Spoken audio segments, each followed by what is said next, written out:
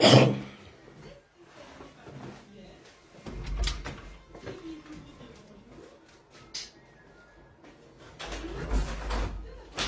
ist in Frankreich. Hier komme ich noch drauf. Neue.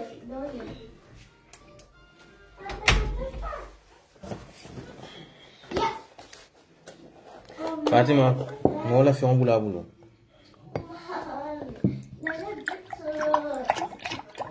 Voll langweilig mit diesen Spielen. Nga may tele be tele jube ka. Ja, die wollte jetzt. Oh, das ist die gleiche wie hier im Fernseher. Ja. Fatima ni man laf tele ju woto fe tele fa. Nun, doch, darüber. Oh.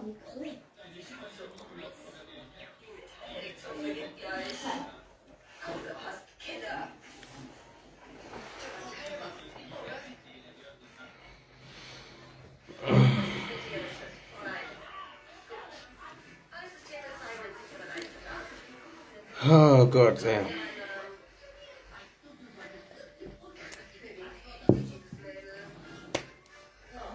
Anyway, mba fulal be assalamu alaikum wa rahmatullah.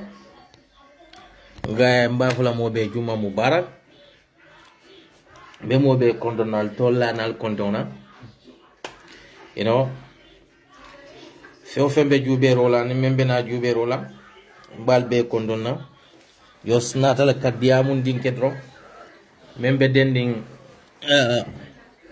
nyin deportation kuola. Ulia men yalon ko be abe la kan dabo ni UDP la. Because Gambian only, yes, Lamin Jai. Inimbara, Njai. Ak Ben Imbara, you know. Yalo, Gambian all Nessan. Na kuo balafa warta. Because nim kuo keta. Meni yalon ko wolle mu kuo kunti. Meni yalon ko wolle si kutano kuo nyinkono. Instead nga nyatilin wolla. Mbuka nyatilin wolla. Baran kan nyatili molle la men yalon ko you know wolte ku bolal kan because blaming UDP yalo nyin deportation ko on te say buka na diamo ma wara la bake because adama di on tul gambianol ma ko yo wara battle ko le battle ni diam da ko la me yalon ka be mol afekan e yon banku dun le ka fundina ka kuma jawol foye because I remember am han me fam be nyin Italy fen ko fu keta do ñin deportation ko men keta Italy mol ya kumo fo fondin kewlu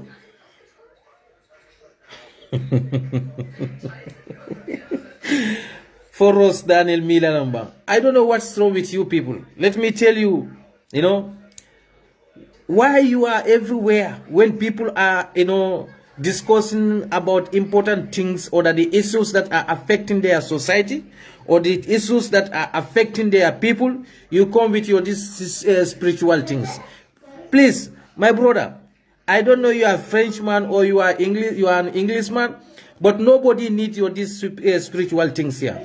We are here to discuss the issues that are affecting our country. Not, please go somewhere else. You are at the wrong platform. Ross Miller. You know, let me just even try, you know, if I can block you because you, I don't know what is your problem, you know.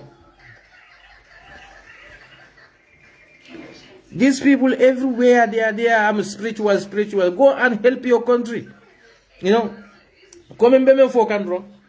Ntol Gambia di unla ko bala fa warta because kunu nganna broda sol de men yalon ko yemuru di me yalon ko ayanda kila bala fati banku di be because ndesan Gambian tella ko bala fa warta. Why we are so heartless, why we are so arrogant against each other, why we are so, yes brother Bailo Ndao ni moli yalon skamal la muiti, you know, kuno be programo la moy kan anim bi somanda me yalon ko yake ay Africa le funding ki o kolke yes makudu sana eni mbara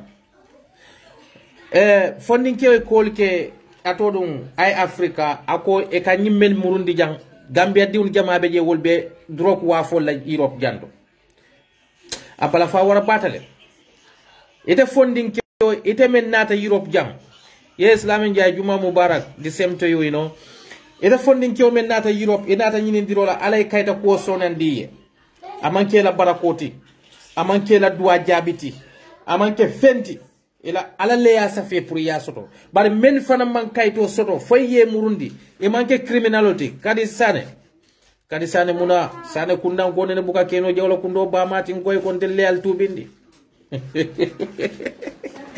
aden ni mane wol delle al tubindi, you know anati so iko yemen murundi wole criminality le kejam so ne criminality kejam mansa ye murundi tubabol ye murundi bol kana wo mutaka foko mansa kundale ye murundi nene hin abala fa wara batale bax badio inin bara ngay juma mubarak to you all abala fa wara batale funding kewo etenata janyame ebela moli positiono mento e nyantalo nal ko nyimmem fanan sayindi afana bala mole wo positionol to ni mira Gambia be kole ya mento yenyim men sayindi mo kilwo kilale fe ofen sani al madam bang affected al yala entire family bele affect al yala entire family bele batande Fatima lafta le ngi handi al yala voice tala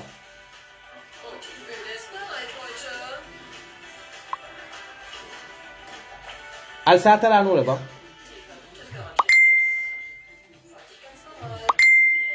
you know mola entire family be ya bele tora because yeme murundi askeno abe molle la school fees jokan askeno modol beje abolla university jokan askeno modol beje atelbe marde wala bal wala alla selfish interest Gambia man sakunda momo ko Gambia man sakunda dabu kata nyin deportation ko te munafiko let andu momo karafo ko nyi mol ike murundi because of ika drug wa fole ke ala lon ko jaman momo amanke Gambia diu fe ofembe jam abeka drug dealing neke albo concept le bolal kun kono jaddo ko le be jam ye modol sendi iyolla do ko le stop nde I personally nte ma foko nyin deportation of starter bring barola ni watole no asori ngana ba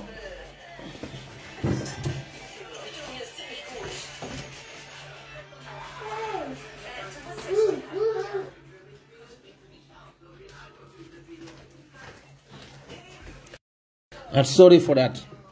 You know? So, moli be jane meni yalonko integritale. Meni ka fo mole ko ha jan ni be jan ni man kuke kutela. Andu ma fale ko nyin deportation amanke a starta bile. But the mass deportation was starta Adam Barola watole let.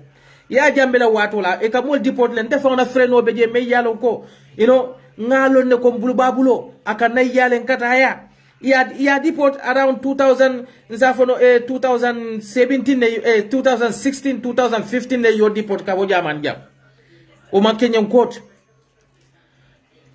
amanke ko momo ye sayindi amanke ko mo be wo be kuriyala kenyan banko kanjam adu momo kala fo ko man sakunda data nyin court ite man tonya fo adu nafi ko lo muy mariti nko nene ka fo janne ko ye jamani janje man banku kote lon because jamani jang dunta wo system wala kono defan I personally nga system o nyin dunta kono le ngalon ko mune mate so woto men yalo kal ka diamu media al man fellon deportation koto al man fellon asylum wala koto jamani banko kan al nyantal da soronale because munemu al be Gambia diun ke kan al be pichole ke kan Gambia diun la men yalon ko is very disrespectful against our fellow brothers and sisters mol bela do ko wala le jang moli tati yela do ko le stop ke bondi nyim banko kan jang ka fo ala la do ko stop ik dolbe je yenene le ko ala la kayto natinde so woto ali ngalom be mem fola because of ite kayto le soto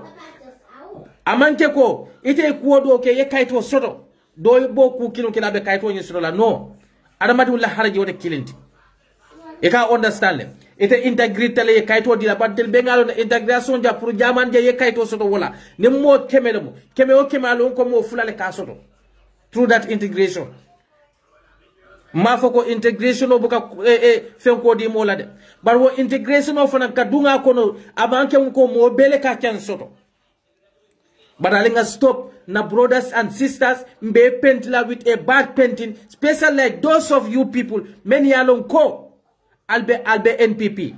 Alla president support wo malla right leti. But al fata bi ebe do penti la sama askeno e diwtile sama askeno e barin diwtile soma askeno e binkiri diwtile me yalon koy afana sidunga problème o konole nin ko lata mul kan alinga sympathie soto nyoye bara alin kana funti jang yalon to la gambianol même na problème ot doli beje e kamunda ko Qatar Europe anin ka Europe banko le te kilinti meta Europe aninga Europe la system olo mbe banko men ka ngela system olo is two different things. Do beja sanji tansa babu ka language fon fono anyam wo molte banna jam do beja sanji tanni lulu sanji muwa ala formol fon ta fil no la fanye bar do na da sanji fula sanji saba sanji nan adun da system o nyin kono ay welle follow ate fon dun tamen kono ala wo experience ay mellom banko kay temalo woto banna jam woto al kanalo al kafo mole ko niaje nyil sandi e ka duro kule waf walla ye banko la luwale tinya bankola luwatinya ne bankola luwatinya jaye ila luwa men foybe mellaleka askeno wodor ni sayndiro man fem manyola mole luwatinya jane yeki ka ye samba kaso kono ye soron kaso kono e pareta ye bula ye itu nyim banko kanja munati ne me sayndi woto atolu men ka fo mole ko masakunda data nyin ko kono wala masakunda man rais to ka jamani masakunda stop deportation la kufula Other way, masakunda man rice no. But other right, masakunda fane rice no. Ka German masakunda hani may stop. But itel fanang. E rice to le yafo German masakunda alkana mol natin na Bangkok. Ning ayatar ko itel buke identify Gambia. German authorities. Because German man banku kote fo. But German jang. No German masakunda bulolate. German immigration bulolate la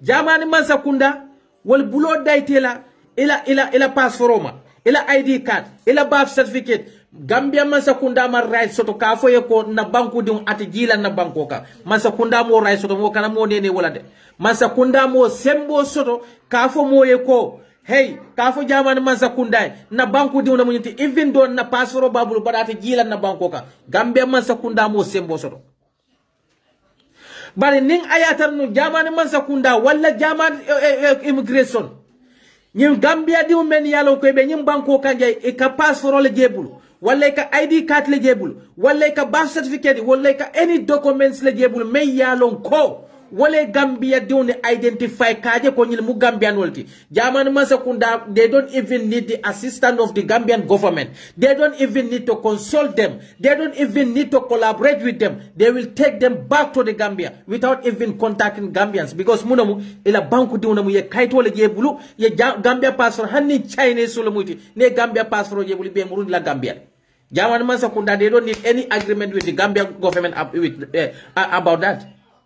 But niaje ko in Gambia government ka agreement city because wala mu nyinti ko ntolu Gambia di un men kanna jang nka asylum o dundi jang ndem Gambia passport bukana ne Gambia birth certificate bukana ne Gambia ID card bukana document bukatarintel bulu jam me yalon ko nka wala nyitandi jamani masakunda la wala bentel identify la as a Gambian nka fo enne dambambo ta Gambia le adu ka fo banko ka dunia bela wala mot ni ko mbota bim banku kare ibe identification le natindila wala ibe documents le natindila me ye identify as a Gambian ye raiso ye murundi wo banko ka bari ni man identification soto tela ite ko mbota nyim banku kare by the mouth by words jamani masakunda kanyine safe e kanyine safe e ka kaito mendi tela ka fo me ko fo dulduno whatsoever. So niyo dila ita betalla walla ila asylum o ka dundile ila asylum o nim Gambian banku diwni batu ngafale Gambiano ni mo kemele ka aslo asylum o apply jang ala lon ko wo keme mo fula walla mo killing walla asylum o ka accept jang because jamani jang all the nationalities, all different nationalities, jama beje ka janne prefer nenata ne asylum la karola. Because muneketa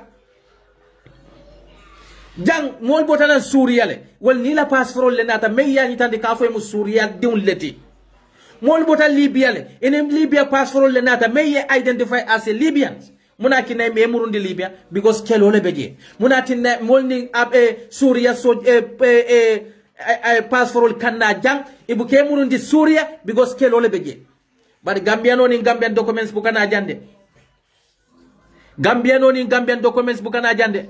And then European Union, they don't see Gambians, they don't see any reason. Me yakina ko Gambianolu yalo kak asylum odunda a criteria lesoto. Me yakina ko betela wo asylum accept la.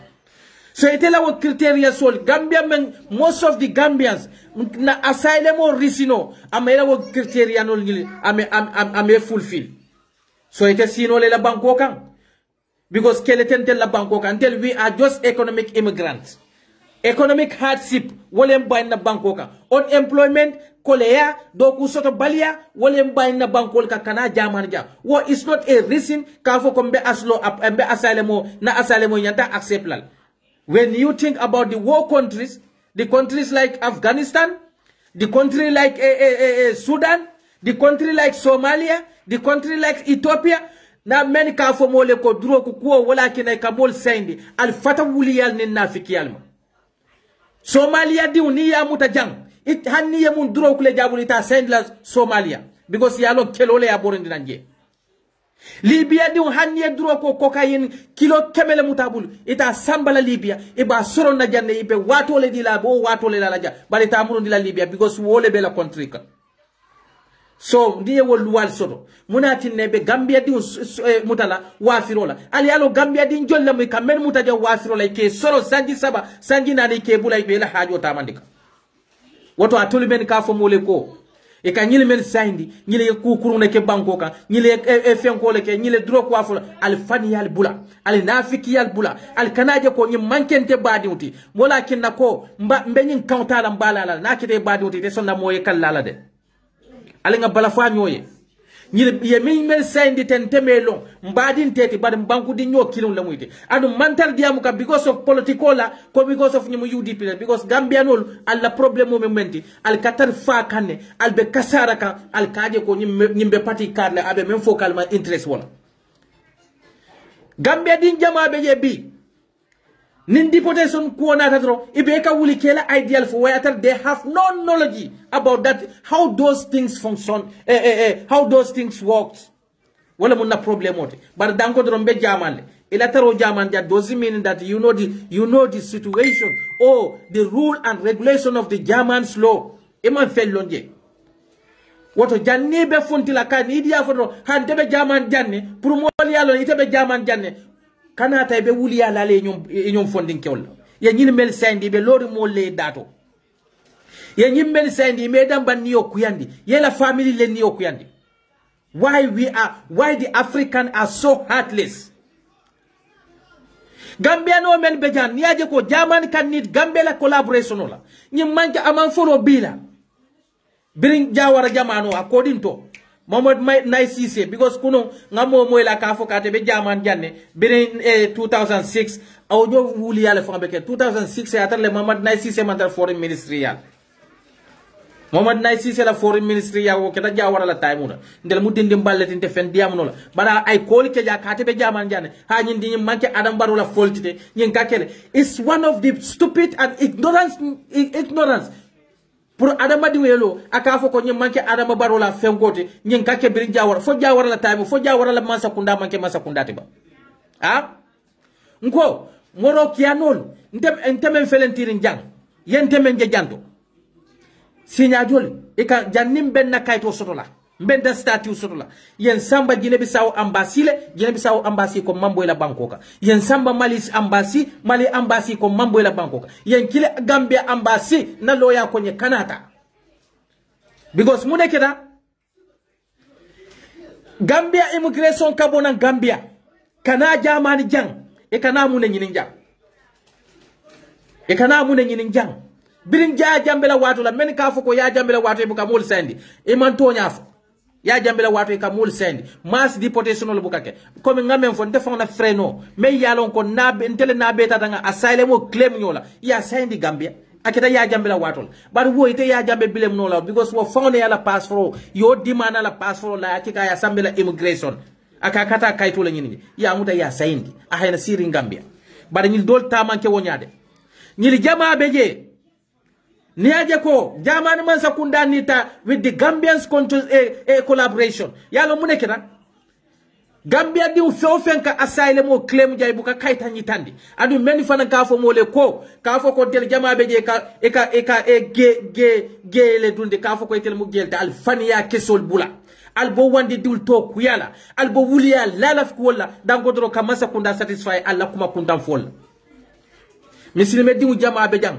Gambian dinte jang tema molon jang men beta aslo me yala asylum o claim ka foko nyinde ntemu fenkolete ntemu gelete mune be dun na wala ibuko je mo so be fona bare ni wuli yal bele ka foko e ka na janne e ka asylum o claim ko etel mu gelete because ya jambela time muna ka foko gel ma right so do Gambia ko fo hansa gel wol be keno la Gambia ko la ba alfaniya bula Gambia diwni men ya local be nyim faniya la albe tala media to albe faniya fola albe funding tol no nondila albe mol albe alkela diminale kafu alkela diminale kafu de momo kafu ko Gambia man sakunda data nyin deportation kono ite mu wuloleti eme bulubani maralo e malon fan immigration deportation o fauna ala process ka kenyadile bawo Gambia diw fi o fembe jang ni asylum o dundi jang ibuka passeport nyitandi ibuka birth certificate di ibuka ID card di ibuka kaita di meye identify as a Gambian nyina mutonyati wala tinna jamanu le haniye mutajanto niye buloje Italy hanni koye mbota Gambia le niye buloje another European country ibe murundi lawo European country banko leka but that doesn't mean that ibe signed la Gambia although ikoy le ko mbota Gambia because munamu e man identification soto la ko e ban fen identifiable mais evidence ni dandi ko itemu Gambia don wala kina ite signed no la Gambia de wala kina ke murundi Italy wala ye murundi Spain wala ye murundi banko kam me yalon ko ye buloje wala andal salon ko deportation fana manke nyin dambanti ko ka fo ko be deport la Africa le weli ka moldi e ka fo ko Gambia no men be nyanta mo men sign la over 2500 amanke ko nyanta nyim be deport la Gambia le dol beje e be deport la Italy le because ye buloje wala to dol beje isi deport no Spain le because ye buloje wala to bari man identification nyita la ka fo ko Gambia no la na gira no le beja men ko bota Gambia like a Ghanaian beja many asylum claim as a Gambian. Senegalese beja many asylum claim as a Gambian because those the Senegalese asylum buka accept jana. Follow the tonyat. But muna kinete signed la Gambia because he man documents gebulu may ye identify as a Gambian. So muna kinako e kan yini sign the sign wala munyinti ko Gambia man sakunda hadi janni be mass deportation agreement sign la with the German government. Wala muko Gambia immigration kana jandi sawosan kana Gambia don't identify tubabole jam. Why Africans we are so useless? Why most of these African leaders are so idiotic? Why most of these African leaders they are so greedy? Ila banku diwe mando ko dinwala. Ema keno fenti. Abaya la karambujo, afaya la karambujo, ajita university, dol jita grade 12, dol ye mecho kara, ilila wo mecho be man do ku so de useless mal be la bankoka. Say yela life sacrifice kaje ko, itel fanambe family lesson la sama, batu ngafunti ngata hanyine ndirola. Ifunti ta ita hanyine ndirola ye back weta, very risk. Yela life le risk kaje ko, iba mal ni famal be bata menkono, ye bondi wokono. Ite mansa kunda iman bakala ma ibe la banko ka iman fenkeno ye ibote la banko ka ibe bola je me sarela ime la fen sunya ime la luwa tinya ibote la banko ka pour mun kamala ke wo banko kino kete ite useless leader so ke mako ila wo banko ni develop la katu ne fe fen so aketa jaw malati ba aketa kuri malati ba e ka samba wo banko le ka hanna tar ko nyili hanna tar kammen fo ka fo ko nyili kaduro ko wa fen le keja atel mansa kunda la mo hajile beje fe ba wa fuka la banko diwlam abene tubabol men temal tatu leni tema fo birebe ibena la ye saralla le ba ime saralla de ina tale iba ma nyol la korda yole waf ifa nyol la korda yole waf yo korda men waf kana because mune keta yalo ne kombe o korda jo sayul sodolal yalo mbo sodolal kodi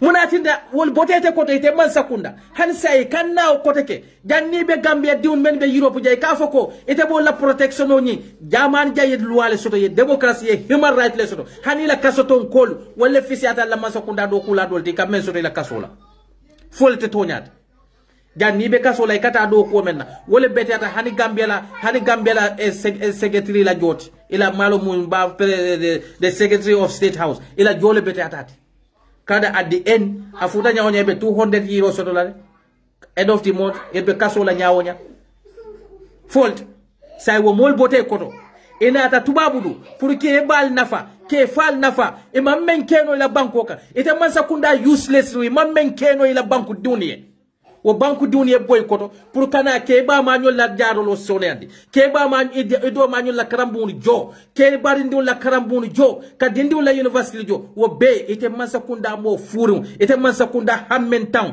barakatalla al kawmol wulindi kana tubabudu jang al ka tiketo jo from the taxpayers money al ka tiketo men sa wo molye iba ma nyol le kawot namo jo al ka tiketo men sange ifa nyol le kawo namol jo al kanela namo fananta instead al ka tiketo men sang kana wo mol identify ja munati nal bu ko kodo la fanyo kan al eta bor keso sannen la leptanol jamanol sital kuriya la Gambia jamani government eta interfere wot ila mun haji le beje fatil man security sota la bankoka muna kinal kanyinke a baby wickedness wala kinal jama beje al laban bukaninya atel Gambia di men yalo kal ka masa kundale support alal hakilotu de alal hakilotu mol be kuma kuntan be fokan nyem mol maye men sayndi ha nyil mu mol leti ema luwa bunya ite men fam be nyim banko kanja di moy dunta nyim banko ka illegally ya luwa le tinya fete molo ite fam dunta Europe continent ka illegally le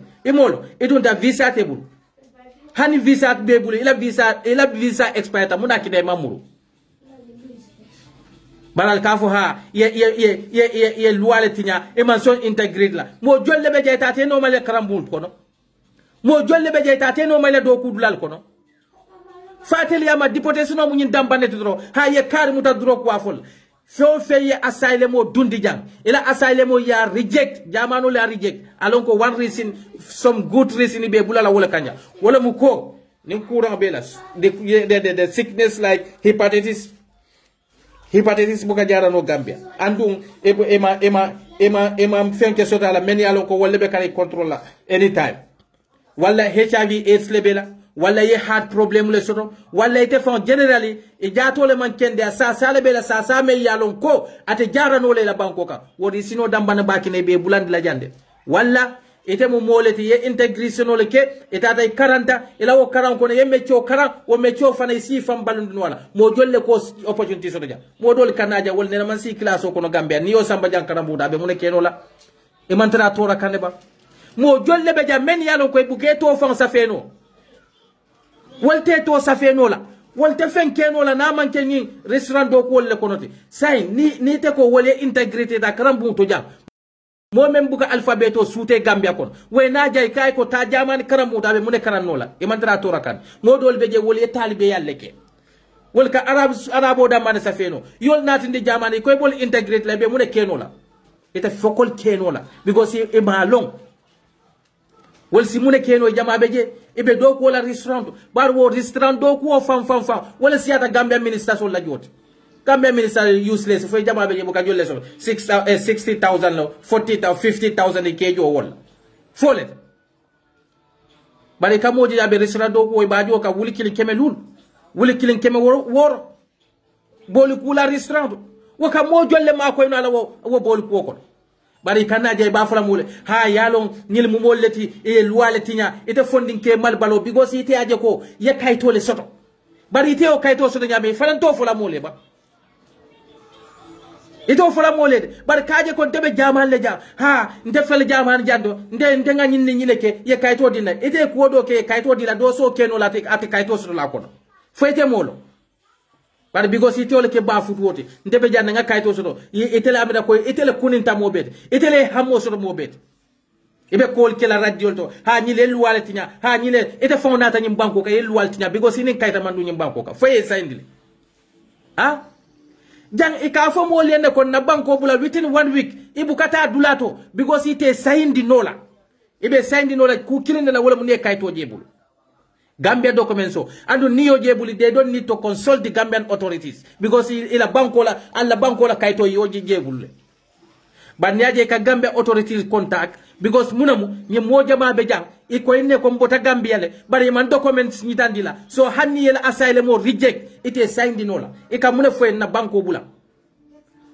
bula ni man banko bula betame because ite Europe ja ite lela luaya fo ko ni e bulota Italy ni e buloje ite tanola asylum or dindino la banko kote wala ni e bulota Germany jang ite ta asylum or dindino la any other European country so most of the people yela fingerprint ta janne hanni ko e banko bula ite banko bula la be sila janne katu ite lela fingerprint ta jang andu ni tata banko be murundi la Germany janne to so ba ni ko na banko bula be tami the only thing be wala kila ibe nya kasle la time to time isi aresnole time to time ya fiye safena ngatili ngalo kumfula dila wala nga karkile dila na banko bula ba ni man banko bula be mune kenola tafas ibe mune kenola hani feng ita kenole la bar niaje bi ita ta Gambia mansa kunda contact kaje ko e collaboration so with the Gambian government because munamu Gambia mansa kunda noli ya allow hani men yalo Chinese solo mo ko bota Gambia le be saint la Gambia hani sulal men yalo Nigerian men wala Ghanaian men yalo ko e ka fo bota Gambia le e be saint la Gambia because munamu e man kayta jalbulu bara alla mansa kunda wala mala authority bir wollota tembo men na ko e ko Gambia mas e ko German mansa kunda ko fe yalon ko al ko Gambia nolom ali yemuta janne na lafte saint la ali Gambia authority contact e be l'espace dadale wala l'espace ka Gambia dul saint wala la because munamu Gambia mansa kunda wala la banku dun represent ja ni ka immigration men ki jang kana Gambia no identify e be kila munela almar right soto ka fo jamanu lalte mo sayndi la ye men ye ga alla kaytoje men bula alma wor right soto bari sayin nal kalbuka sayndi roke muna kina al kamol bondi nan atodu al kamol bondi na immigration bondi na Gambia kana Gambia kana jaman jang kana Gambia dun identify alla mune be bala yalla fenne sunya ba ye mole faje ba imake banal useless non mo hammen tawni mo kuruni al kabandi banku diw al kawandi diwul tal katela life tinya dol nyaabe mala dol bela ibamañol butela dol bena danko sotla atel kal kata al diwul le dafawol wo kodo al kata al kabun le lola al be eta sol lola normally wo kodo men faw yaadi alla al nyantadi la wo deportation la parquet integrate Gambia kono ye fanna fa ye business society banal bu ko kede ولكن الجماعة بيجات المينستر جمال بيجي مازكوندا دوكولا جمال الدون كلام على كلا كاتا الكوان دي دون للا في تشوتينيا كال دون دادا ولا فالياما على بسينورين فوارو دون كاتر باتاري فوارو دون كاستروغول الكنا فوارو دون نوما كي سايندي من يالو كويلا حاجي تالا كوتو pourkate iba mañul batandi ke iba mañul kal no ma jonti ke do mal kal no ma jonti wal kamena nemma man sa support don telte balula albe wole noma mu wickedness la mu nyinti mo yela banko bula amantal lori nunka amantal fen keka amani di la fenna e ke la no Africa man sa kundal they are very wicked people. Ibena fikia useless ni ko yela barako jedro ye taxpayer so la kodo sunya kake waramba balti kake haftanulti ibe haramo jurmare konol kono walakin al jama be jal fanya bu kanyinya fonden kiole mune kala ay la banko kay te man do ko dino molla moli e ba man la kunkol waf ye fama nyo la kunkol waf ni aje mobe tala abala lantala over 200,000 aba wafula ka dundi visa ko na kata ayalo na ko ninata jang mba abo 200,000 nyong jamal le sotola katu baraka bangolo mu jang mansa kunda kendo lebe buluja wol manke mansa kunda foru te ko matel be nyamendo fondin ke kuntan be bulari ngal noma e ka fo mole ha yalo ni le criminal tile ke ja wonyon wuli yala be kere jamani jang Gambia din jolle be jam men yalo ko be do ko la ibe namo joka hanning ayatar ngili kamole faja luolu ika kodo sotala atella hajite woto katu jaman security be bulle ko ni manyili ni men yalo ko kayta tebul al kanyil men identify jamani mansa kundabe kukile ne kenola wala muko ye soron ndiro dum fana yes lebe je ni o kela me buladro ni fundire nyanda kayto dilela bari to kela ito kela so ikatatel inform alla banku diwul fele jang iben torarinne ha man kay man identity sotoyla foy bota alla banko ka bari koy bota alla banko le kay dato bari man identity sotoyla sonte lafta men nado nga kodo diala nga million dantan diala ali alla wo molti kajal yes ali samba yalo mune problem oti jamani mansa kunda nyin deportation o yol febole because mo kilim wakil mo ka asylum mo dundi jang jamanu mansa kunda la kela bunjo etelle kela karifao karifai ka jiro keme saba fo jiro keme nani kole di la koy la balwo wo muy la balwo dambaneti yesay ko deke ila health insurance nin kuran lateka etelle kabe jara etelle babe responsibility tala etelle babe expenditure tala so niabe account ka membula mo kun kilun kunna jang akatale ne ali 2000 euros so 2000 euros for example ni ko ke mo kilun kunna kan wo kari because for sila health insurance jo yesay ko deke ye la fen ko jo e ka fo mena renten fasisaru for sol bejo yesay ko deke ila fen ko how to call it ila bu yajo nin karo fata ye la balwo dila etelle be nyimbe kala ni kuranta yeta ye jara wo bebe jaman man sakunda tala more than 2000 euro let's say 2000 euro so 2000 euro times 12 wo be kanyandi jolle ma 2000 euro times 12 that is 24,000 euros so on sa no 24,000 euro e ko le spend mo kilo wo mo kilin kunna so pour jaman man sakunda yaje ko sa mumi wo be tel ka euro wul mu wanin nani le spend ite mari kunna jamani masa kunda bajira le ko woto alinga sacrifice hana kira 10,000 euro ti nga spend nyi mari kunna ay bonna banko ka wole fisa nga euro wuli muwanne nani sa wosanka wo spend akunna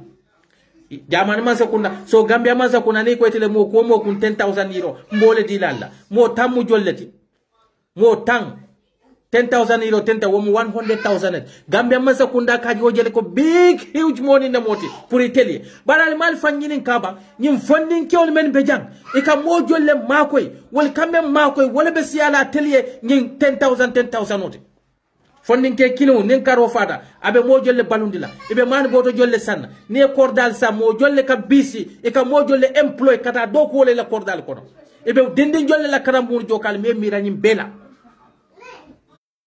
alme miranyim bela exactly naburo da bailo ndaw more than 2,000 euro for each person e can spend ikuna jang so 2,000 times 5 months they spend 10,000 on you 10 months 20,000 12 months they paid 24,000 more kilon kunna ali along aside for example eko Gambia no jolle be jam membe be deportation batun bari te deport no munati na be deportation batunde munati na biriye la asylum mo reject me signed katu muleketa e man identify soto bulu me ya Gambia a clear ndi ma ko ni mu Gambia diunete bari be muneke no la wala mu kanna government contact hey alla banku diun fele jam bari man kayta jitandin tella den te sayndinola son tel simen keno do batu ngani nangamu diyalla ngani million nangamu diyalla ali yalla banku dun mutabak so hani men yalla ko nagirano lamu ye Gambia asylum mo dundi si sayndi Gambia ko albe mo ne kena criminality al bole siyandi la banko ka kat won nagirano men yalla ko ka asylum mo claim on behalf of the Gambia country la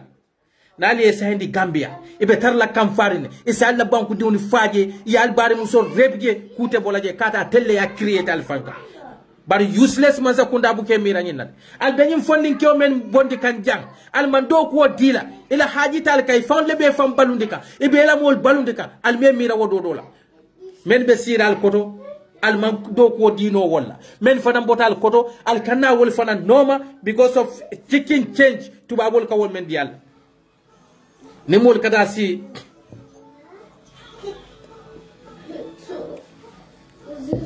so ni mol kata si fenkolto medialto ibe wuliya fula ibe afula mole dabole nyin sign ha UDP kolle be nyin ko be koma abe koydale yalon tel la Gambia no fanal fana ma ko yokole yadale men ka fo mole ko dabole ya sign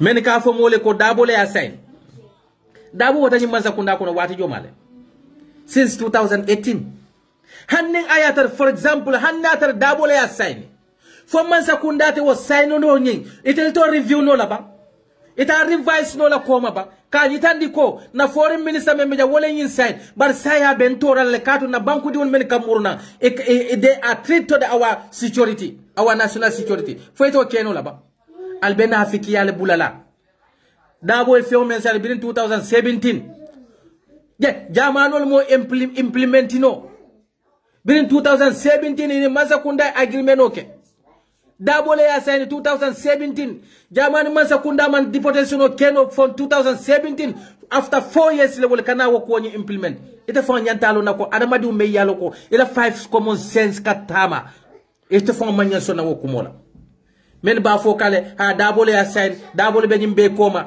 Dabo dinte nyande atel le diwul be muruka al koto mal diwul le be muruka al bari musol le be muruka Dabo diwul wol be ni la kaytol la nay tablet batro bandale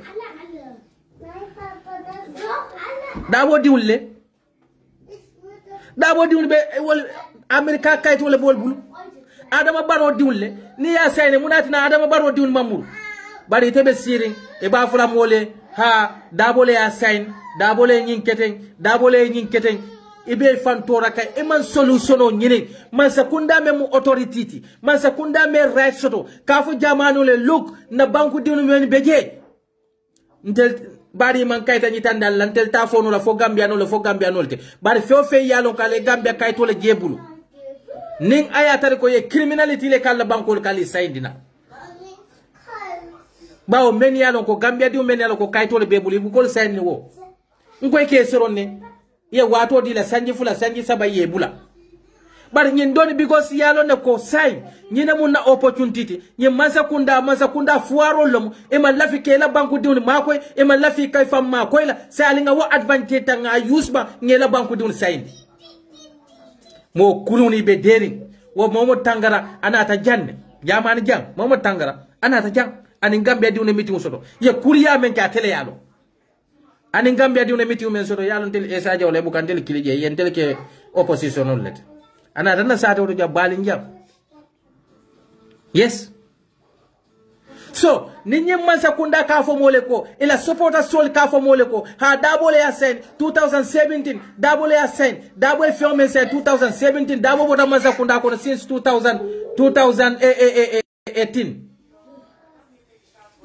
since 2018 Dabo bota Masakunda kon so Dabo e decision o mente to decision o revise no la ali hama Gambia no fali ama mol kunde be soronde ndel membe diam mukande alata ko lande ninna kayto le muko bari ninde ko ninna kayto le batu ngande membe kete ganna banku diwla wala nga hetri le soto because of abe keka mo me la mankem badiuti wo mu selfishness let Gambia diwul be jabe do ko wala hanning ayatar ko iman tad do kula bari ka ko ndi men soto at the end of the month in hibadi le katala ni sunkaro men benala ye badi jolle tora ye ni men sayndi alon ko si sunkaro men benala yo mo jolle kumbondi wol kono mo joli yolle kumbondi kono alballa life billa alballa family billa albe fuarol diwni kumbondi ka albe fuarol diwni kasaraka o fuara kilun kanalo al dambon be nyo kelela e ba fula Dabo le ya sign ha UDP kollum yo e be nyimmen sayndi ka UDP diwni dambanam ngama UDP la supporter sol wol diwni dambay bolle sayndi ka kodi Gambia no mbe na fiki yala bulala nin ko na banko ita nyato mfonga nyin konnante ya bondi nyotema ko kake political differences soto o manke kasiti bar political hatred manyano soto la nyoy fonga bula na banko be tinyala ni melbe sayndi kanna ni keta criminalote jomale ke criminalote Gambia Masakunda le mo membe jaba bari ndi una karambu joka aba di una karambu joka aba musu sponsor ka yo stand Gambia yas atika ya muru di Gambia anite Masakunda man fensoto ani Gambia Masakunda man fensoto amalla luwatinya al haji talika al kanano ma tubabudu al katala hajotinya because of chicken change men kadial mo furuni barintel banku di un konte lola kanna right fight fo ni nata drop wa fo la jam jan drop banko dol be jay tol ni Gambia kompiala fo demokrasi bentel la banko ka katambi gana la ba démocratie be Gambia la katambi Sénégal la ba Africa banku jolle démocratie soto ben tambi ta Gambia la munati ne tolla mol murundika al kanyin kuma kuntan fo mole al bafula mole ha yalo ya jambela watula e boka mol sandi ban say ka mol sandi because of democracy le be kambe. What a bogus statement is that? Fontelle la démocratie be Nigeria nya Gambia la démocratie wala be Ghana nya ba alba fola mole ha yalo démocratie le be Gambia say nali man fellon député sono la kota alal da soron albomol document albomol barin tiol to kuyala albomol diun kala drug wafila ta atare manketo the most drug dealers in Gambia today wala mu Adama Barrow na la man sakundata wa ali nyine ga yo drug ko toni sabom nyi ya kenya dile 3 ton of cocaine ya kemin tole jani ka fo mole al diun be wafirol la jam 3 ton of cocaine yake min tole yalo Gambia al bali fanni kanula wakola la nyaton kol bal kanula le imaje bi Gambia dun dula e ko ka Senegal la security le condemn Allahu akbar Senegal be men ke ka mambete bar Senegal diwni yela bankole kanu Senegal diwni mammo kilinje Senegal diwni me fanje ko siol la muyti Senegal diwni ye fanje ko Senegal le muyti andi te tulunela katu bi bakela do la sama bin yake nyin don adiyate la sama bakela do la e maje ko Halifa Sallah atodo Macky Sall ay Karim Wade le folo soron adiyata la ay Khalifa Sall soron adiyata la e maje Ousmane Sonko ma yalo biray Karim Wade soron tembo mena ni fundita ye démontrer ye menke ye kunun nim bi nyolto natari yoke Karim Wade la wato la no fiama Macky Sall be nyin kelal ba bari e abula jele fo tinyaro keda ina ta wuli jurme la sape kan bari nafi kolu Gambia diu men yalon ko bi ibe halif Macky Sall kondem ka wona fiki kilun le bulo koska ibe donka pour e fal bari musol ibarin kewli idoko mali birin Gambia pol 3 years jotina ibarin kewli ye bute dol beje ye ke jele font Gambia diu ñom fan jawo te kerin Gambia diu ñom fan jawo wala tinna ñim banko tita ñaato ite da fiko ite kallo ika Senegal condemn ika Macky Sall condemn bari bring ibem tella 3 years jotina diwni butela e banku din kiloni men yalo ko ye fenko dilale ye pamito dilale nowhere in this world police will be permit dila mola ye funti yete arrest e man non senso jani sabe abela ka 3 years jotina ka ibe fine na bilum samalo bi alta kitola sininde alta kitola katu munamu we disappoint them, we leave our people and the biabe ke ka 3 years la sama be kala men fanana alala yalo Gambia no alif dafiki ya bula Gambia diune alfanjawi ya bula Gambia diune albe hasiri ya le bula. That is the reality. Ni diam re ko kar fere monen la man mutar monen kan membe kering ka wole fo albena fiki ya le bula la Gambia ita kalo ha Senegal security be men ke ka ibela on sisa sol le buteka ha Senegal fele bela on sisa sol le faka 3 years jotina jang fom maji Gambia diun fundida be jubilee sonola Gambia diun fundida ka live video ke ibe gelela ko because of ye ila sister so men yalo ko ila democratic right imanta mo la fentinya police IGP le permit dila ka demonstrate ndenga amira Gambia be nyanta wullale kala 3 years kanno kela kelo ke kaje ko menketena it should not be happen to them bar na fi kol ha sidol wala tina nyim banko tita nyato banko diw me yalon ko emela banko kanu emela banko diwni kanu fo wandi banko diwni yolle kanu ikewol tetambindi la banko la mandi kol ka fo mena Sibijan Dubion ni Gambia diw lo muyti tena fiko ite lota je yesal bire sono ke kabulo kosi because of Adama Barrow 3 years jotina kol bute amanda wala de youth so men funti da ka wo 3 years jotina kol attack just one kabulo kosi ye men yalon ko yanda tar la kasola because those youths are criminals. You cannot give a permit to someone to demonstrate. Yela demonstration okay yete ye attack ike arrest hani say bo kito be daka don senso kama Gambia di bebe siri be bulo la nyoka bi Senegal la security Gambia security le men ke kunu bi Senegal security be wala al ka wol condemn al bena fiki ala bulala selective justice al bole bulala nal ka la bankoita. No wonder Gambia is one of the most backwarded country in the whole world. Fente fona fikia misilme nyaton kol keta nafikot karam balol wol keta hasidolt ha karan nalu wol keta mo gridi dunti e ban toñaaje ko tek yalo ala ko ala mans ala joni ni aka jowo jong akalla nyaton kolle bondal kono according to alla attitude al daji kol be nyamen ala ka wo nyaton ka sifala bondal kono al jikol be nyamen ala ka wo nyaton ka sifala bondal kono walakin na gambeti ta nyato e maje suni mbe bulo ko ska wolle ima mo furu je kana mo la fondin kol noma mo ka bulo ko sie ke bakaka gambe bele nyanda nyun kondem la ibadin sayda ba ibadin man sayba gambe diu bele nyanda kala kede ka kondem ka nyita ni masa kundala ko momen be sirin Gambia fondin kol be Gambia ima doku soto fondin kol be Gambia be somanda fo wuraro ala la tilo la bo ima fen soto be menkela je ima fen dino wala men fana bote koto ina ta pour kela mol makoy ikana wol fana noma ikafo mol nyile kuriyala ke ida fauna banko ka mo fabe je ala la suto ni tilo e malo jom alle mo falal e koy kana dole makoy ka criminalol bondi wala banko ka ete nyom mo yo sometimes ni mol sometimes Gambia e hanni malla fi kanen roke sinene roke alla tilo wotla tilo balay Gambia di kanate wati o watal tilo balay sapita karla biti koka wati o watal tilo balay sapita karka al mankuno wolma ye mo men nyombe mo fame be reporter ye mo jolle ye papiture tol jolle muta mo teje ye me mute kono wato wada amambe bota mo fala kuda e bota mo fala jana wato wati mo fala be kere wato wati sapita kar nyolka mune ka boje tafas e buka hani e men fawn yoke mo ne buka mo ye ares ye tubabo kanna ka fay ko ni la banku dun kam na banko ka mo men yalon ko may le katu kay to fo je noy bul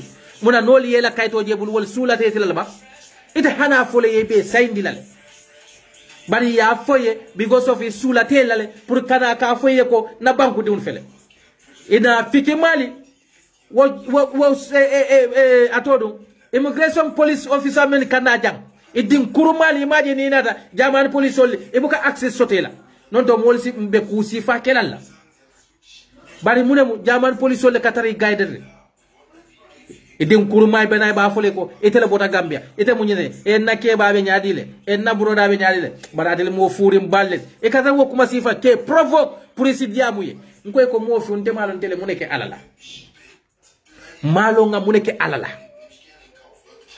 man barna hasiliyani wole be muru kam fonika ngo Afghanistan tela mol bulana kanela banku dun identify jang eka nying Iraq me yalon ko mo jole kela mo jolle muta terroriste le nyim banko kay ke soron janne munatina wol tol identify le moro kianol ka kuriya men ke jam fo gambianol ka hano talante okele munakina bu kela moro bu kela police ol kina bari yalon ko tol manipulate nola bari te man sakunda furo ite la responsibility tala fente la hajote sada dano kato lon tala molbul hambe nyine keka useless man sakunda me yalon ko ite fenkeka na man ke muneti ordinary printing machine me yalon ko normally e nyanda Ministry of Education le fon bulala kata o ko ni integrate e kata president na o kono ba men kam dako dinnan le ba kono ka tambinda nyato kata fay ko ngata o integration kata Gambia billahi wallahi tala Gambia karannali walakin kila sallallahu alaihi wasallam ko ni adama di fata ila baro be kuntu da fu bara saba o bara sabol ta ko londo fana mbole kono bare yala ay londi jomal ako al ilmu allaji muntafi annas londo membe mul nafala bare Gambia londi tiol Gambia karannala atsotola ni meni ke fankili kontel mu fen kolleti nteli handel we are technocrat we are intellectual they are all intellectual fools. Imagine they all became a bootleggers. Ni diamta university graduate. Ni be graduate. Wetala natalo post Facebook. I thank my family. I thank them so. I thank so because I graduated with bachelor my foot. Ordinary dabo itada dano ntella sato dana no mol feleje wolle kantel ma koy bara dabolto wolle fon la barako fisiata ngi Gambia karanalti. Idube diamu kension ni tada ye isata saferola isi 3 hours kabela saferol karana ita banda be fanke intellectual all they are all useless intellectuals. Imagine non de ko e 40 ite 40 karambalo wakana ikana ki wala bush le kadi ite lawu ala tentolti ba ولكن كيلا كو العلم الذي منتفع الناس لوندو مي يالون كو ياسوتا be mol nafal bar Gambia lonna e be jube abe useless. Look at our country, small country like Gambia. How many political parties we have there? They all want to be a president. They all want, because they think that being a president is a joke.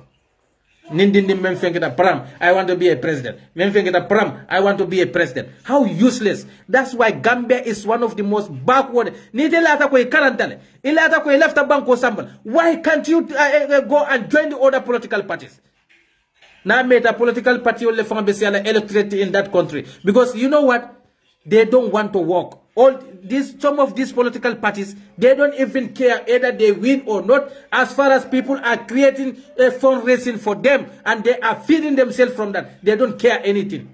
You don't, most of the politicians in Europe, most of the political leaders, they went through so many institutions before becoming a political leader. But Gambia, 30 years. You are 30 years old. What experience do you have? Yeah, because I have my bachelor. Because I have an economic bachelor. I have a fantankal bachelor. A bad nonsense. The Gambian educate na meta. Mote biro file bebe kila political leaders only. It didn't quarto. How many political parties we have in Gambia? Almost 18 political parties. 2 million population. All because of names. Yeah, Carl is this, Carl is doctor, Carl is this. You see it other way. The youths are the cause of the Africa backwardness. Because all what they understand, the youth leadership, that's meaning the youth should be a minister. The youth should be a secretary, permanent secretary. The youth should be an ambassador. The youth should be a vice president. All rubbish. We are in Europe here. In Germany, check their cabinet. Most of them, they are retired people. Many are local. They don't like the luxurious life. All they care about the well-being of their people. Because it will be age mentor. They don't need nothing. These are the leadership, the European or the most developed countries are trying to vote.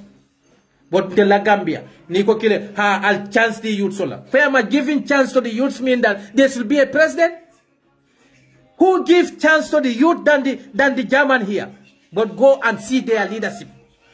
The leadership, the youth leadership is not about to be a president. It's not about to be a minister. It's not about to be a whatsoever.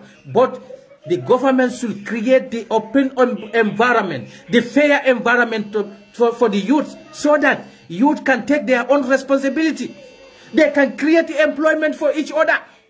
In Germany here, most of the company, you see the young people, 35 years, 40 years, they have their own company. But Gambia own is not like that. All the youths, all what the youths want, anyone who graduates from the university, I have my bachelor. Wait a Facebook full, I have an advertise. Finally, my Facebook report, tell the president. I have bachelor. Yet, ni ela CV nothing. Long, ela CV more than 10 meters. But take them to the office, you see what they will do there. They can't do nothing. With all this big CV. I did economic, I did Fantankal, I did chamber, I work in Fantankal, I work this and this. But bring them, give them the responsibility. They will not do nothing there. Only big mouth. That's why our country will continue to fail if we don't change our attitude. If you believe that you want development, why can't you join with the other political parties? Do you want to tell me that the political parties like UDP, the political party like PDOS, the other political parties, you cannot join those political parties because you are more genuine than them? That's what you want to tell us? But most of you, one vote alta sotola. Gambia becoming a failed state. Because of these so-called young intellectuals. The people, we don't know them. Why can't you join with the people? Most of this Western developed world, they pass through so many institutions before they becoming a political leader. Because they gather the information, they gather the experience, they gather the knowledge. But all they want, I want to be a political leader. I register man. Today, 1 million is nothing. 20,000 euros, you get 1 million. You can go and register your political parties. Because you think that the majority Gambians are not educated. The majority Gambians are not wise enough to know who is who want the development of this country and who is not. Look at all of them. You ask them, they bring their CV for you. Yela CV in Jube. All what they learn. No experience. They all believe that I went to sit in university. Here, in German here. Me, when I'm from Gambia, I just stopped my education for grade 12. But when I come here, I went to the college. But that doesn't make me to be a political leader. Because leadership is not about only education. The leadership is not about only to obtain the bachelor. But leadership, you need the integrity in your leadership. You need the experience. You need the honesty. It's not only about theory. You know, I have a bachelor. Having bachelor and to be educated is two different things.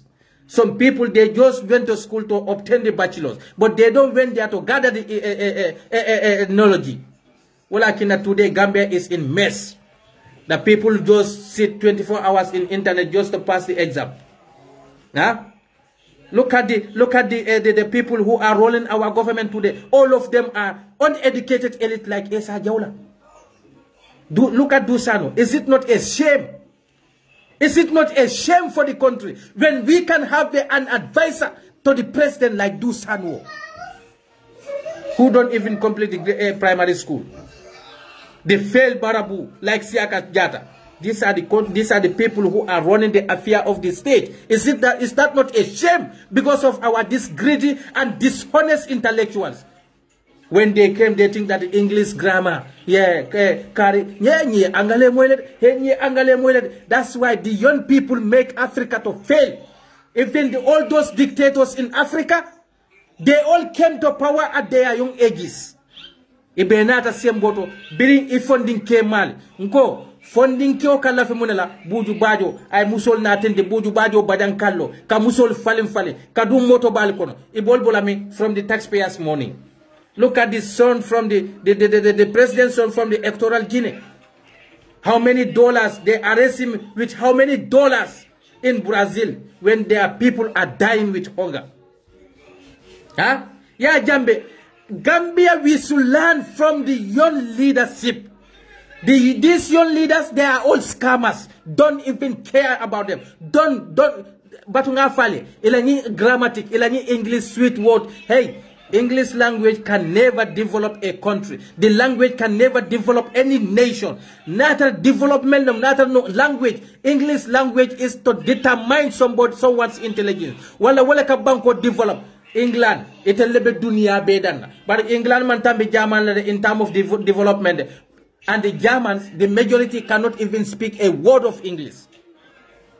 But Gambia, what we all believe, yeah, somewhere this one can speak very good English and this one. You don't know there are people, they never even attend a school. But grammatic, English is more better than your...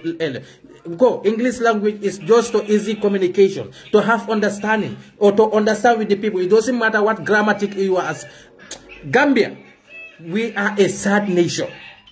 All these political parties, many are they are all registering, they are all scammers. The young people, you have no experience. It's from Hanila football from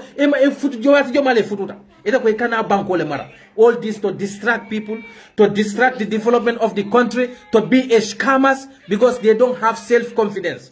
Nko londi tio do kwole ko nyine mbar wobuka do ko nyine Gambia lon nali alla londo manta dulato al kafon tel mene ko we are uneducated. We are alhamdulillah because from teli mbe jikirim fanneka mfaon la balwo mfaon la demba la balwo tel fon le kawojo. But most of these so-called intellectuals, they went to university just to pass their exams to obtain the bachelors. They are nothing rather than apart from scamming people. Look at all of them. You are more better than Halifa Sallah. You are more intelligent than Halifa Sallah. You are more intelligent lawyer Hussein Dabo. And the people, those who are in the UDP, you are more intelligent than them. Or you love this country than those people. before you was not even born when those people are fighting for the country to see the betterment of the Gambian citizen. Yeah, these people, they don't see the interest of the Gambia. What the hell are you? But any new party, Essa Jawla will go against you. I will campaign against you. They fail. Because al mumolle ti scam al malti al malafika do ko ke Gambia al lafta ka balu Gambia do na baral malafi Gambia balwal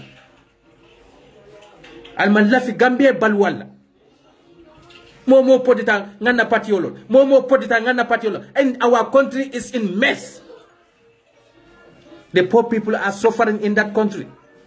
If you cannot have sympathy for the poor people, that our mothers in the gardens, our mothers in the farmers and the provinces, all you thinking about setting up your political party to go and fool those people, and your supporters became the source of your incomes. A small country like Gambia, where were you all people when Yahya Jammeh was killing the Gambian citizen?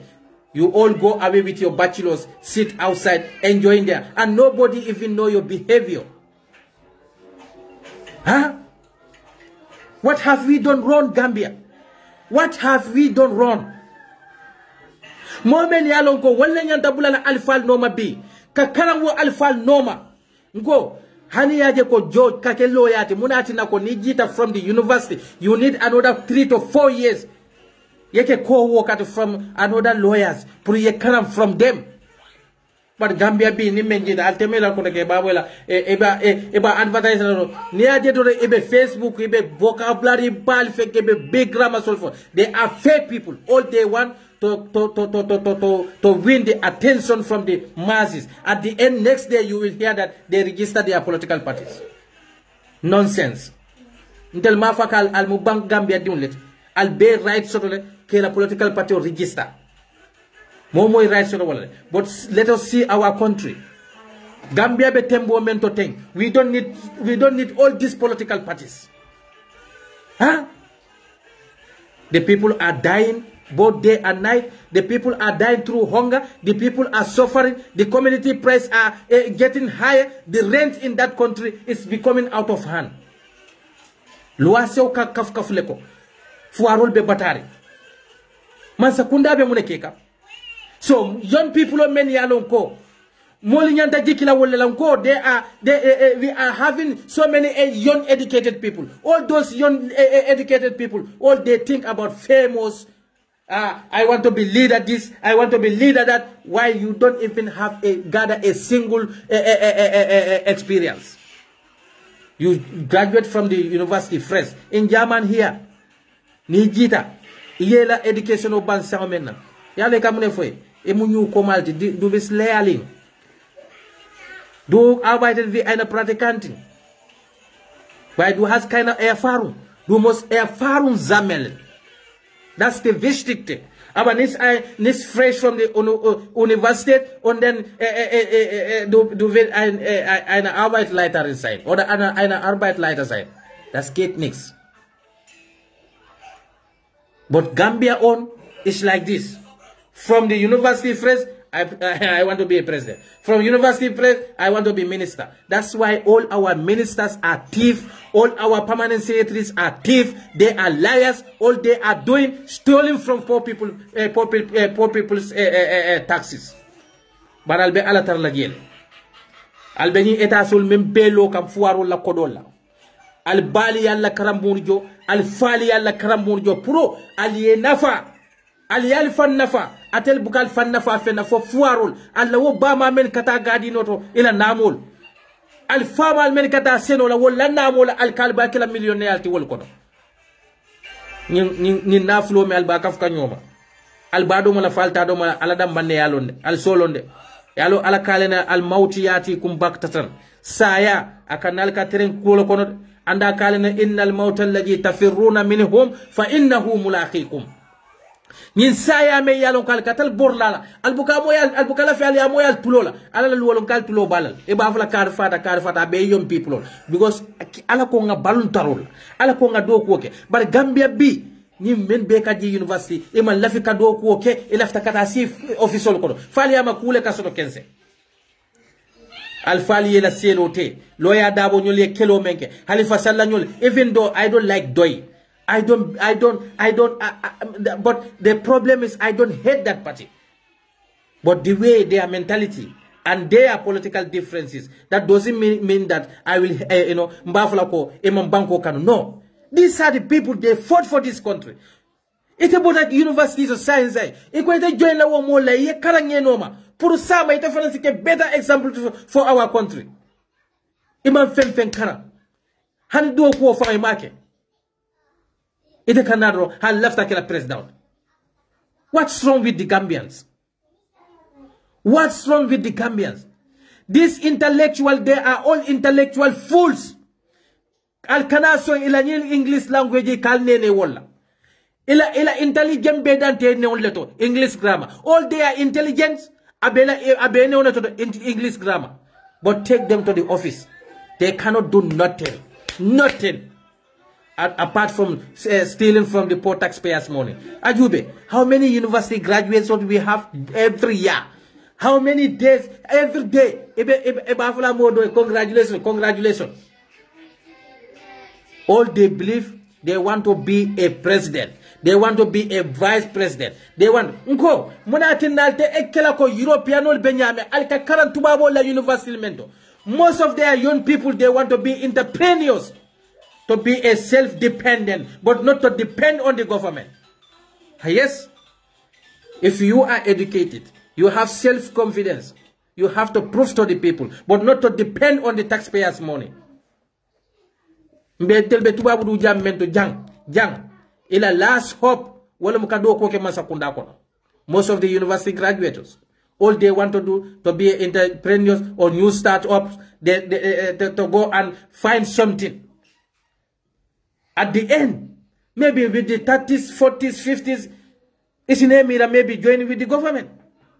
Because this time, they went through so many institutions. They gathered so many experience. That's how the country can develop. But you are just fresh come out from the university. You work less than even 5 years. I want to be president. Or I'm a university lecturer. Or I'm a bachelor holder. That's qualified me to be a president.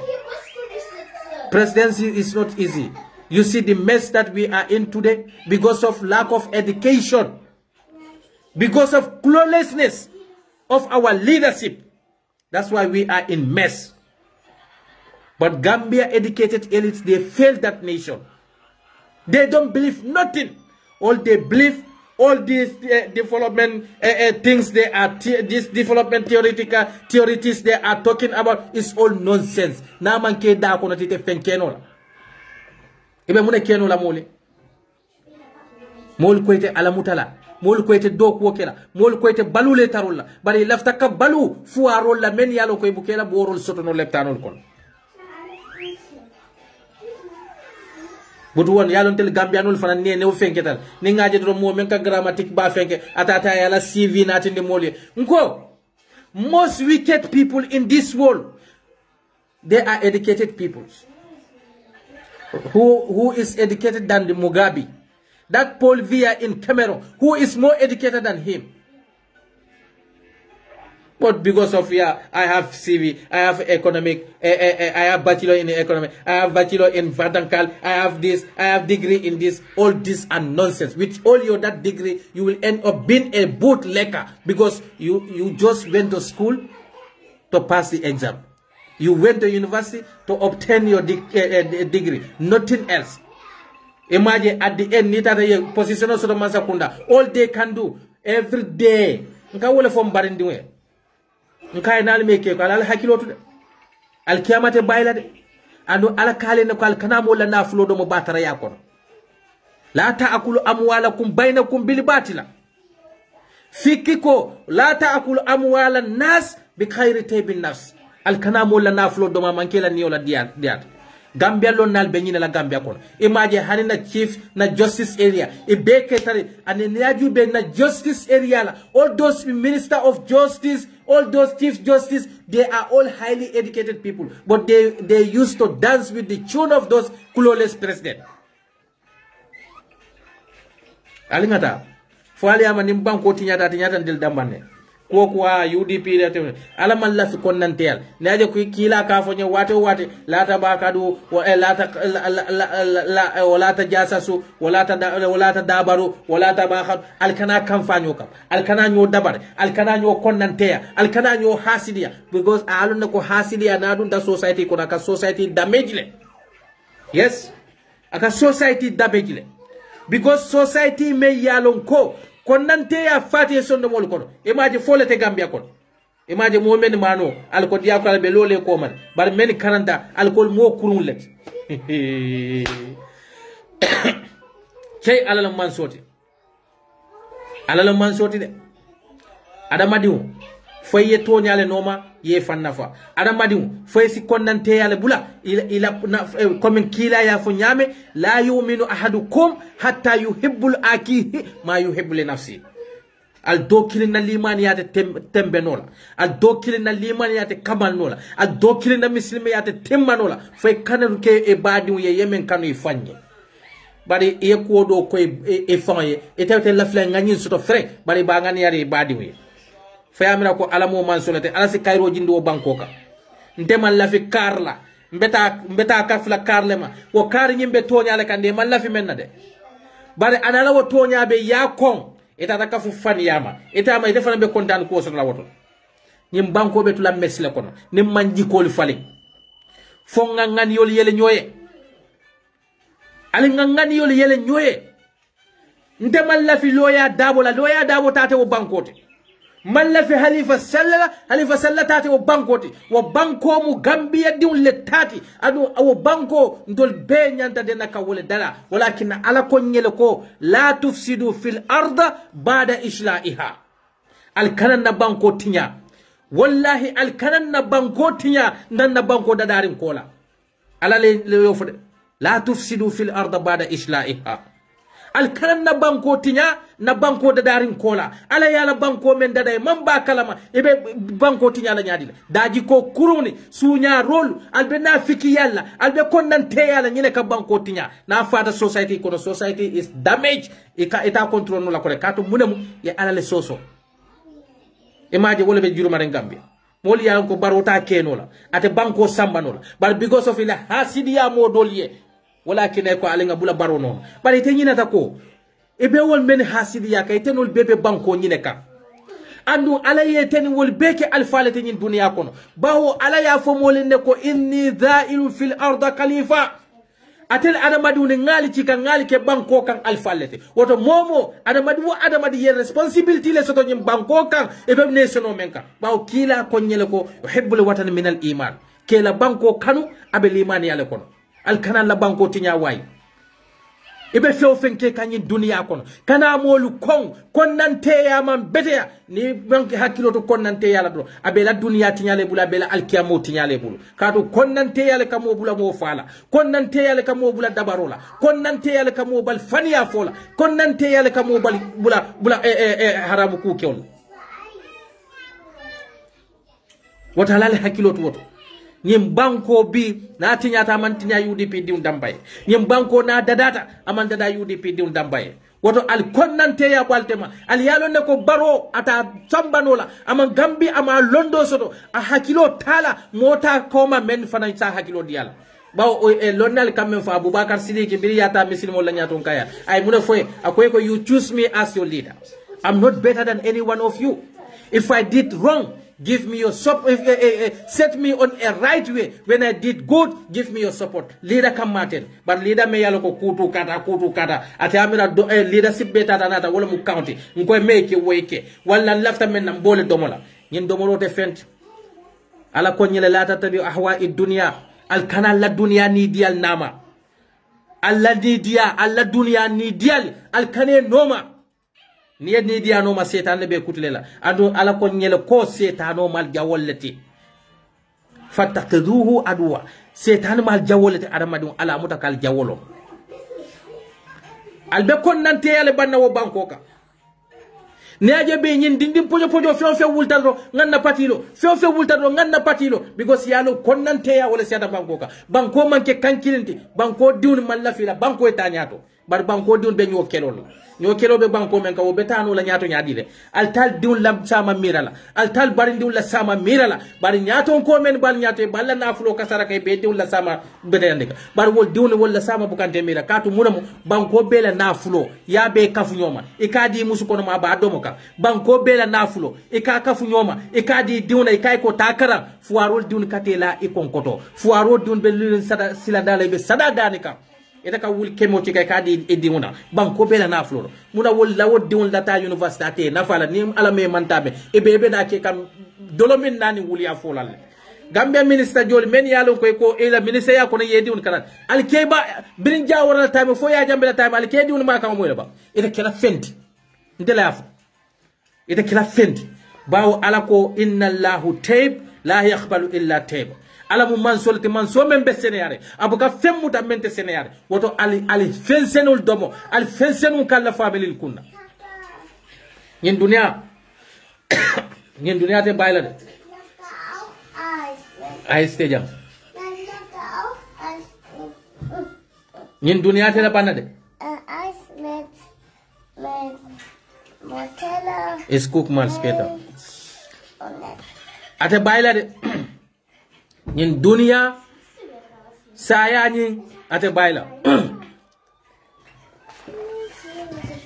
yalo ala kale ko lonna le afod e ko al qabr huwa fi dari li kulli bani adam e bani eta so membe lo kanten e bani moto bal membe borindi laten lon bena hani furo eta dun lawo moto la kati ba fulay be kanata moto nyin nondi andi ko al qabr fi dari likulli bani adama kaburo mu adama di bela korda la bawte woto e kany eta so mel loten eteni aliya fole bang ka fo ko foy bela law eta so ko non mole million kela eta so ko ne tilikile ne lay ko no so mo eta te bade mole motol sa million lela ye bor kiline ke wo moto ko ne la wo bor folo ni moto aksano so eta al kiyama woto e be kuwo kuto jamala na fulo fatama baro basi so konkondi kanyim nafulo men bela teng emira de yawma la yanfa umalu wala banuno lunne bena nafulo te nafala dinte nafala anu nyim manseya me be si so konkon kala wallahi president baro nyinte fente isi manseya nyaaw nyeti nabila Suleiman silale nabila Suleiman me yano kaka bor foñole la do tumbol kala ada tumbol diamuta kela kuba kamoy jinnole do ko ka kon o bu kata pleno la kata foñole la bar biale ala ko mo history mol kala history le fo hitla me yala kabe dunia be marla biale ya jambe me yalon ko aka fo mole ko deka bi mako mom mba marla fo 1 million years na diata nye ngadi men nambadi la walla ale ata siri kotor hey adama dum kat karang pasis lela adama dum membu ka karang kunun na wote karan na koteki. Education doesn't mean that I went to university. Education doesn't mean that I have a bachelor. Education doesn't mean that I have a degree. You can be educated, but you are not wise. Your education will become useless. Fonyate Gambia labi. The people many along konkafoko, these are intellectual. When they talk, it come to kido le table. It come the kido wole table. Because education without wisdom, aman nafasoto. Aman nafasoto. Walakin arabu sukula jalu yafo. Ako fa illam taqra'u summa lan taf'amu al mautika kairu min hayatika. Adamadi umemman karang. Asaita aman fahamu. Wato do karanta man faham, do faham ta man karang. ولكن أكو إذا لم تقرأ ثم لن تفهم الموتك خير من حياتك مؤمن من كرم أسيدا من فهم على فسايا ولا فسيات على بالوت بربي غامبيا كرن ناجما بيجي إكرن تالي بري من فهمو سوتو دو بيجا من سي كلاسو كنو ولا بين فهمو إتمولون yalo mandin kol ko tamala ba karanna ba nyil be mu lon nalati do beje akaranta o ya karambu kolle kono bar do beje tamata wayajile physically but Gambia la on momo diamu tabi heyte man politikolo momo de heyte man kara who is educated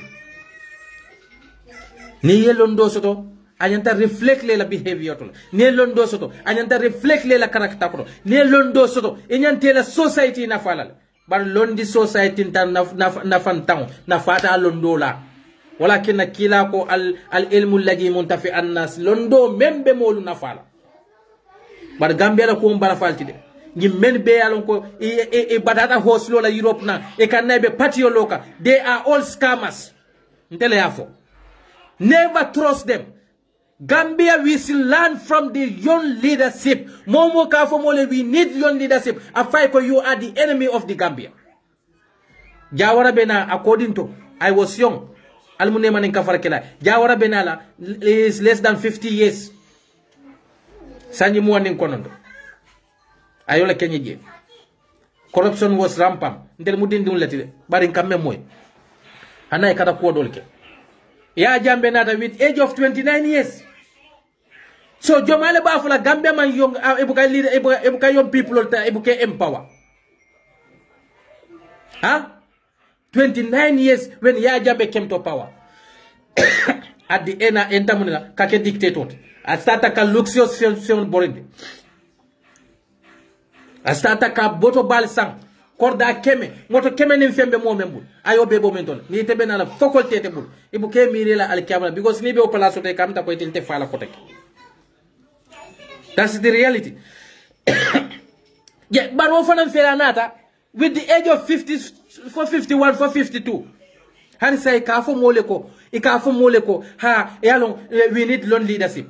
We don't need young leadership. Esa Jawla will not endorse or support any younger leader in that country because they are all scammers. The young leadership is that is the cause of the African backwardness. The younger leadership are the failure of the Gambia as a nation. In minister position also, they are all young people. Ali Jubeba, they all become a bootleggers. Ali Minister of Youth and Sport Jube. Fema kodole bondiaye $2.5 million is moto ate kabula wala ate ministry men leading wo ministry nyanta borla funding ko la kola majority of those youths are unemployed ite kabdum 2.5 million moto la iba fo ko no alwo 500,000 sanye moto la wo 2 million alingata skill center yela la youth sole can she say that no amake bi ni betale ye nektaya ye fanke gentulolti suñaro baral be ñin ko do men domo kal babbe murul la alkiyama lolu na kilin fuaro la nafulo kana tulu wala de fuaro la nafulo ala kale inma ya'khuluna fi butunihim nara albe few domo kal kono dimba keso. Gambia is a failed nation. They'll fail at everything nela. Misilime banda fail wala do la banko ka fail. Imagine hanijang ila momen yalo ko jaman jam men yalo ko ye Christianity du mandin sodo. Ika wolle kela leadership nyolto. Barantel ya na men ben na misilime nyato la jama be jakira mun taygat. Men ko etel tara tuba karan lay bachelor sodo ibe keta scamal. Sambe jikila jomal na nun to karannal wala honorable Ousainou Dabo nyolti ngafule lewa Ousainou Dabo nabota UDP la nyaton kayal mbe mo kotel men natin laje manke kebalti nde Essa Jawla te bulala mono mba fo kanjan because tawnte ya malafi wala nde tarle de support le ben na mol torala nde tarle support kay ben bama toraka nde tarle support kam bari muso beta leptano tate boroso laje foyte mu jomalde foyte le doa so don tetiba ite dunti kay ye samba tubabudo ila muso na kono mata ya kono ma Gambia ay tawulu America e barindi un yebe chika e ka visa di le ka fo alta si banda ndeme nyim banko men baraka banko nyin defend wokoto mol munatina Adama Barrow di umanta Gambia University fo adi go be sire jan bari ba tara di mal bi ite namol syndic ite na fuarol le diul no majete synd ba on tel fuarol dambon bu kanyo fasa ndebete fasa le ibe mbari muso diuna sama tinyal mbe fasa mbari muso beta leptano tate borosula mbama beta leptano tate borosula ite bama be siri state house ko fonyo ba fela won foytele bay du wasu non tete foytile bay duwa sotonte fonte bama wo mawdi safba ni ala kontelo qada rabbuka alla ta'budu illa iyyahu wal bil walidayni ihsana al mal adamadu kana few batu nyin dunya kono na man kela wulula kabo man satallala kabo ala subhanahu ta'ala kana few batu nyin dunya kono na man kate ala lati ani la wululali ye bunya membe nyinyare je ndebete fasa kam wulula kata leptanoto borita abuka boro soto je ndebete fasa kam be kelo kekete ndebari muso kata leptanoto abuka boro soto je fonde mu dinkurune andu benna namole ci kaka ngadina mo furun ale amda ko banko be mo furun mol diun be lori sila dala e bukata e ban fen soto no karambun jo kensen dindun kata sila dala okay dindun kata sila dala abe wafirola ite diun be sirin karambun to me yalon ko e kajo karwo kar dala su wuli tanela ndele dun ka wona mo ditela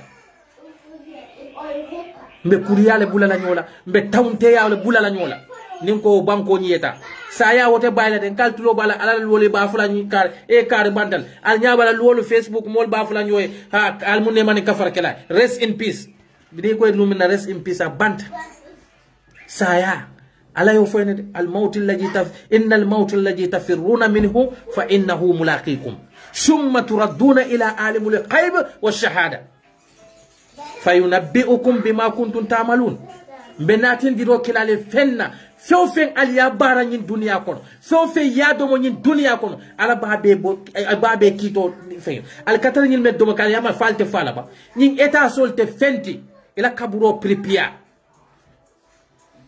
al qabr huwa fi dar li kulli bani adam kaburo le mu adama di bela kordate ge pripia wala be fise beta mo la few tala haramo e kata eta solo wal haramo ikata ike musu flyndal e musu bega sopla american tel bamal be siri wol buka boro fa so don leptanoto mbamal dol beje musul konoba e konkoto katela musu jolle be fa ka tiwto bi ngil be konkoto le dol beje jama be jaka ke yele problème ni ko je dawda wala yelo musu konoma la yele ba wala mo akadomoro men ke wala ambu kap vitamin fion le domo because kiotano la akodo tabulu fion dabe koleyare bari te musu kata baku kinu sa wuli keme fula del fuarol be lorin bete face la woka e kam de tele mu banko bela dinkendot leptanol ko boriteje ite kata moto sammo kilo ye million say fuara banko membe ko Gambia banko fana konko de ko leptanoto naskani masim fulale be banko fana kanko do ko wol banko karata ka million say funtinde kata moto sammo wala ka dunga ko ka boro ko e bu kat sa wudan wo moto senkola e ka muneke wo moto be bor la gaswelo men fana nan telle kajo wo fuaro men yalon ko ila leptanoto hani oxygen bu ka soto je musol la wuludu lato musol ni beta wulula ila gulo fo men yalon ko ka du bulo la docteur nyanda gulo po men sanna wo musol fon le ka wo ta kata wo sam del ko wo banko han say wol lida sifal le bentel bulo ngo wolle be wo banko sambal ha faliama ala le be gila nan santo kadiam kila natara no ala ka gina ne kamo ma ko ala ko la tare fam ma koy wallahi kila sallallahu alaihi wasallam ita nganga katla muslime ya kelo kono ita kila nganga farala muslime ya kelo kono katu ala le yakinaka bari momo kelo ke faye wakola alaye makoy ibe fanne makoy la alaye makoy bari Gambia di onal bulobe la nyo ala kida ni wakay ala be nyim bondi lanka ala ba bondi le kanya foyte fa malo ko kuriya le be keri bo man sa nyin support ka e malo ko man sa ta keno le ba support ka e kana fo alay ko ha ala be nyim bondi lanka foytelle ma folon nali telle ma fontelle lam yaji Allahu shifaa'atu fima tuharrimu alaykum ala tal taman ser la fewna few me yalo kata man satalla ya haramu yandal ala ta fulale ko al kana molla na fulo do mo batare yaka molbe na fulo do ka batare yaka al kafo ko ala le sindal nga bule no folete Gambia kon ala ko al kana fuaro la ko do mo tilembali yakono momen bo do mo kan al kabula no mal kafo ala le sin al te tawnte ya bulal be ala to ku ya la ro Gambia no ala to ku ya fen momo wulta UDP yalo UDP teng yalo UDP teng yalo UDP le nyinkete yalo UDP mu ke gambianol la UDP man fokol ke gambianol la naman ke kala démocratique kelen diali ima mofa wo bankoka ima mola nafulu kasara wo bankoka kanan la nafulu table Gambia found is a sad country walakin an kale ko ngani jawya almu alen tankama ike nyati le mola mo mela ko la tafastabul itono be kata le tan kilomètre intérêt si ñoo neni jang nga kumo be fo ñoy sama be ba may ta ko da be de la basi lectaro ni ala me man dabe ni sina ke je friend isim bani ni nge bani ni mbama sasa be ngati kanga da be basi lectaro de ko nye borte ja ndam bani ñati le ñolan kam be ñoo jubela be mu nekena bal be ñoo bani ni kamel la ko kay le wal bi ni diwni kuranta ibe di very good health care le sotla ila musol di semti ala fanyini kaba munatinna minister la musol buka fa timuto munisale ila musol munakina buka fa timuto